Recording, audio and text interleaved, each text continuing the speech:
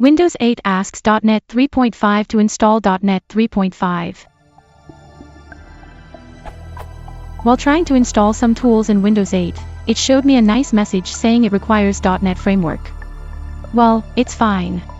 But the bad part is I have offline installers for version 2.0 and version 3.5.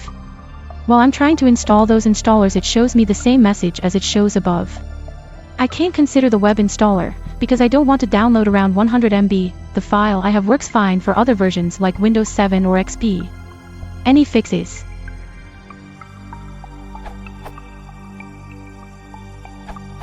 You don't need to use the installer, simply go to Turn Windows Features On or Off, and enable .NET 3.5 in there.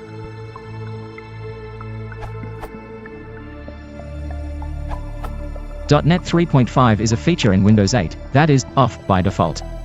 Turning the feature on will have the same effect as installing it. To turn the feature on, type Windows Features on the Start screen, and under Settings you'll see Turn Windows Features On or Off. In there put a check mark next to .NET Framework 3.5, includes .NET 2.0 and 3.0.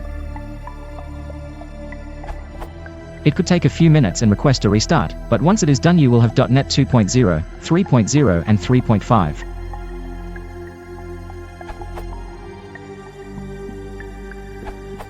You can also install it offline. Mount your Windows 8 installer, DVD USB ISO. Press Win plus X, A. Run the following command, change X to the letter of the Windows 8 installer.